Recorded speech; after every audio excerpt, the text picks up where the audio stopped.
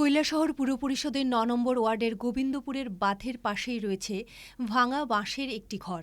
স্বামী নেই, তাই ২ ছেলে নাতি নাতনি নিয়েই বাস করেন ৮০ বছরের বৃদ্ধা বাসনা দেবী। সামান্য আয়ের উপরই চলে দরিদ্র এই পরিবারটি। বাসনা দেবী আগে সংসার চালানোর জন্য সামান্য কিছু কাজ করতেন, কিন্তু বয়সের ভারে নুবজ এখন আর কাজও করতে পারেন না তিনি। বার্ধক্যজনিত কারণে নানা ধরনের শারীরিক অসুস্থতায় ভুগছেন তিনি, চোখেও দেখেন না ঠিকঠাক। আর ছেলেদেরও রুজি রোজগার কম হওয়ায় সংসার চালিয়ে মায়ের চিকিৎসা করাতে পারছেন না তারা। তাই বহুবার বিধবা ভাতা বা বার্ধক্য ভাতার জন্য পুর পরিষদের কমিশনার থেকে শুরু করে স্থানীয় নেতাদের দ্বারস্থ হন বাসনা দেবী, কিন্তু আজ পর্যন্ত তার কপালে জোটেনি বৃদ্ধ ভাতা বা সরকারি কোনো সহায়তা। বিরোধী দলের সমর্থক হওয়ার কারণে তার ভাতা মিলছে না বলে জানালেন বাসনা দেবী। দরখাস্ত দিছিলেন? কহি দিয়া দেখছি, দেয় না। ওই দৌড়া খাও দেখ নমস্কার করছি, দিছে না। সবটি নিয়ে আন্দাজ লাগে দেখুন না, ওই যে তোর আন্দাজ দিছে।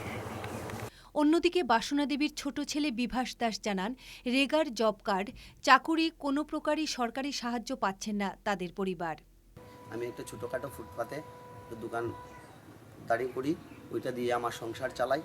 তাছাড়া আমার দুটো ছেলেও আছে, মাও আছে, মার অসুখ বিসুখ, আমাদের অসুখ বিসুখ, এই সব কিছু নিয়ে কী করে চলবো এটাই চিন্তা। ওর জন্যই মেম্বারের কাছে আমি বেশ কয়েকবারই গিয়েছি।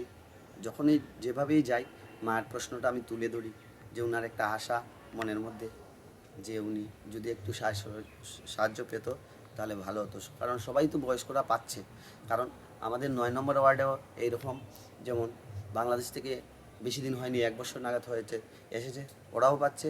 তাছাড়া ১০ নম্বর ওয়ার্ডেও এইরকম 1 বছর হয়নি, এরাও রেগার পাচ্ছে। তা আমরা এখানের বাসিন্দা আজকে এখন থেকে না, আজ অনেক বছর যাবত ধরে পাচ্ছি না, তার কারণটা কি?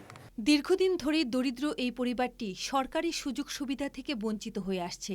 তবে আগামী দিনে রাজ্য সরকার এই পরিবারটির দিকে দৃষ্টিপাত করে কিনা সেটাই এখন দেখার। কৈলাসহর থেকে পিন্টুলাল দে, খবর ৩৬৫ দিন।